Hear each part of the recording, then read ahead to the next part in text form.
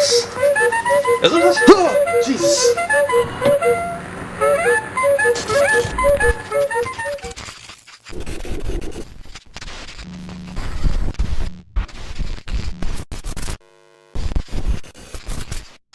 Hi, I'm Darren Crooks. I'm Curtis York. Welcome to Unofficial Review. Today we're going to talk about Stan and Ollie.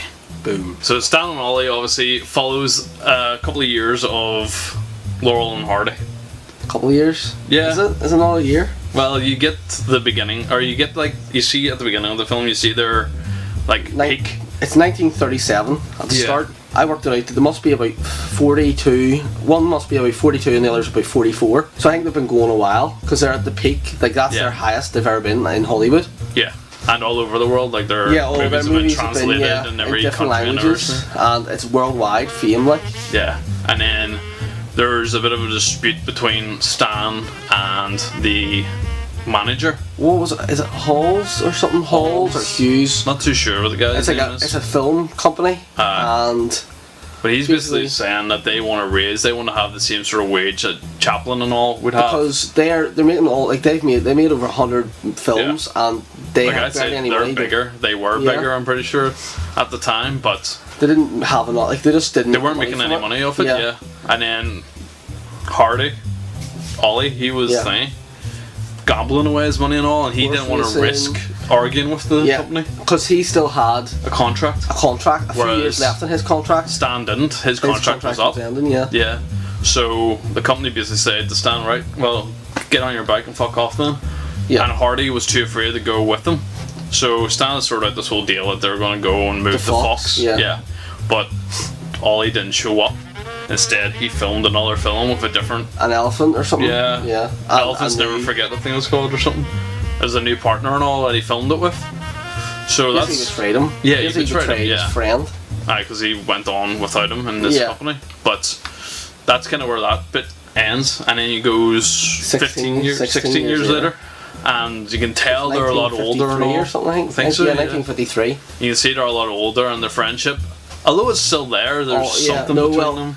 Ollie is 61, so Stan must have been 59. Yeah, I think. They arrive in Newcastle, England, for this tour. First tour they've done since back then. Basically, they broke up. Yeah, and so it's meant to be this great tour, and they're gonna raise all this money so they can go make a Robin Hood film that Stan has set up. He's writing the script and all. He's meant to be getting this producer sorted out for them and stuff in England. Yeah.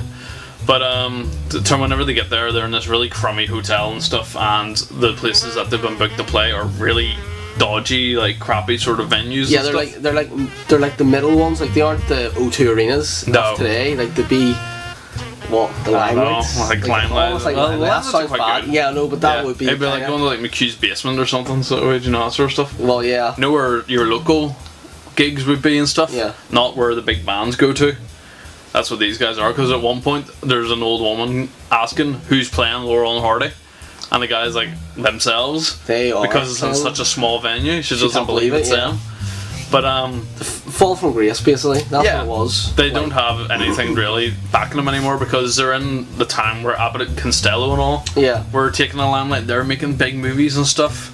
These guys had their time, and because of Ollie, basically, they don't have that backing to them anymore. But as the movie goes on and they're doing their thing, it's good because they incorporate little jokes that you would have seen in Stan or Laurel and Hardy sketches throughout the film. They carry this big fucking case up the stairs and all, get to the top, and he lets go of it and it falls down. He asks him to hold it while he checks what time it is. Yeah, and it slides down. He grabs the other suitcase and it was just they were just being them. Yeah. It wasn't meant to be. Even with the dialogue between them as well, Stan's always cracking jokes. Yeah. Even in tough situations.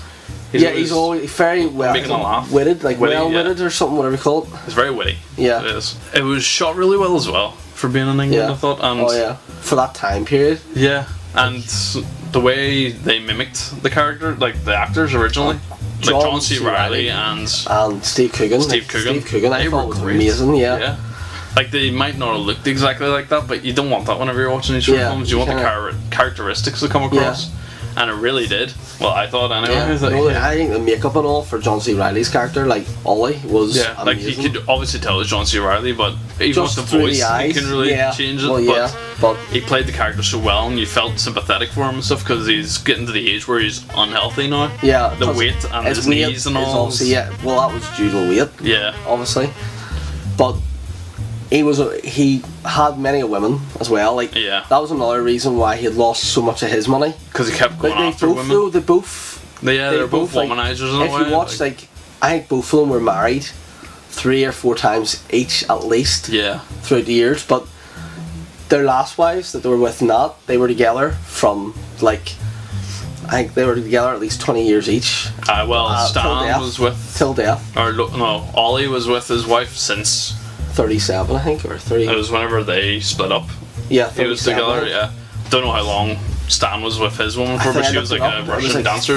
41, I think they went out until his death in 1965. Yeah, but she was a Russian dancer. Russian dancer. The chemistry between the two wives is actually really good as well. Yeah, it's funny because they like each other but don't like each other. They tolerate each other, so they do. Yeah, and the Russian woman's very snarky. Which is really funny. She defends Stan to death. If you say a wrong word, you're the worst person in the world. Stan basically. And Ollie, I think they also had a drinking problem. Yeah, they tried to hide it from their wives and all, but you could see them smoking and drinking and then saying they weren't doing that anymore because of their health. But then the wives show up at one point in the film and they keep taking the drink off them and the cigarettes off them and stuff. Yeah, the Russian wife was funny because she kept drinking the drink and was like, you can't drink it anymore. And she's I just want to smell it. She's like, no. Like, necks it back. It's done so well. Really I'm not going to go into much of the details because you should honestly go see it yourself. And it's only in cinemas. It's only started. If everybody knows Laurel and Hardy. Yeah. No matter who you are, you've seen at least a bit of it. Yeah, you have to. There's staples in cinematic history. So how have you not seen the the wee tie? Yeah, the wee. I know. Yeah, they were the first sort of. I don't know if they were the first, but they're the biggest duo act, I think. Yeah, early days. What I never knew was that Stan actually worked with Charlie Chaplin before he worked with Oliver Hardy. It was the company that they worked for brought them two together. Yeah. And ever since, it just worked. That's the thing. A lot of the film only takes place while they're doing their UK tour, which is in 53. Yeah. And probably 54. You learn a lot about the two people. Yeah. Because of the dialogue between them, which is very good, I thought. Yeah. Because you're not having to go through childhood and then this really boring bit in the middle or something, and then tragedy at the end. It made me feel I felt sorry for both characters in their own, for different they were both reasons. right and wrong in their views of each other because they felt betrayed. The other one felt like he didn't have any other choice in the matter and stuff like that. But they never went about it the right way. Yeah, they were both angry at each other for the choice they had made. Yeah. Oliver was angry at him. Obviously, I don't want to ruin it, but for not just continuing for always fighting with him. And then Stan was annoyed because he went on and made a movie with him. He went to go on to a bigger company and make more money, but Ollie wanted to stay where he was and be secure in that. Well, Ollie, he wanted more money, but he was afraid of getting nothing, basically. I know, he's afraid that he would go somewhere else and he wouldn't get anything though. Yeah.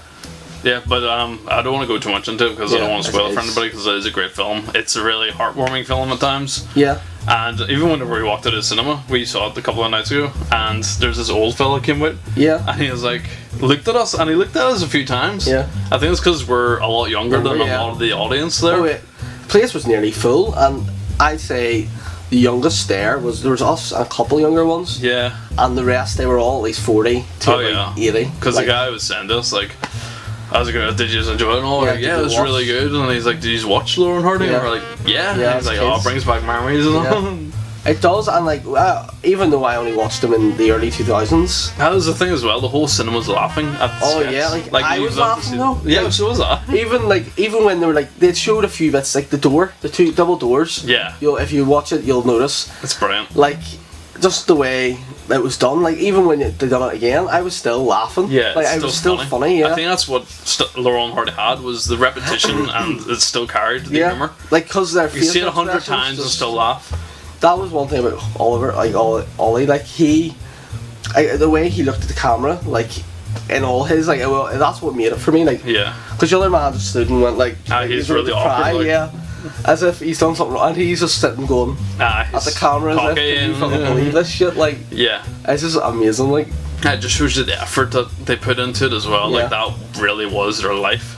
I think though they will be remembered for. Oh yeah, they're never like years. Like, have to be. Yeah, we're pushing up to like 2030 and another decade or so, and you're like, still gonna know who Laurel and Hardy are. Definitely. And this movie done them like it was a really nice, like, it did them justice. What do you call it? Yeah, but it was like a nice almost like memoriam, or what do you call it? Oh, like a nice homage something like, like, very nice. Yeah, it didn't make them assholes. Nice, it was a good tribute. They didn't make them out to be assholes or anything. It made them real people. Watching it was a bit sad because, like, watching them, you just thought they had an amazing life. You know, like, once they made it, but like they sank. Like, and then they had to try and rekindle publicity and go on to Newcastle and touring all around the place. Yeah, they had to do so much work for no money, basically. Yeah, they were basically getting nothing for that, again. But they didn't overly make it again because we'll not say because we don't want to spoil it. No. But like, obviously they retired, basically. Stuff like that. Yeah. Certain circumstances come up and all, but I'll say that's probably all we can say about the film. Really. Without giving we don't want to give anything away, but what would you give it? Oh, definitely 9. 9? 9, I think, 9. I was going to give it an 8, so we'll go 8.5. 8.5. Definitely, like, go see it. It's not even a long movie, it's an hour 37 minutes or something like that. Yeah. So, and it doesn't feel long. No, it all carries. You know what it is? It's the humour that carries the film as well at times. Like, the story's great and the acting's amazing. I thought the crowd that were in there made it as well. Because it was an older crowd. Like, there was a man, like, he was in hysterics. Oh, I know, because me and you looked at each other. There's something, like, there's a bit I didn't find funny. Like, I didn't even know it was meant to be funny. Yeah. But he was sitting going, yeah, he was like, bursting out. But it must have been good atmosphere. Yeah, it just made it. It made it really good. So I'd say if you can go see it in the cinema, go see it because it's a great atmosphere and a great film. Definitely worth it. Yeah. Alright then. Bye. 8.5. Boom. Bye. Bye.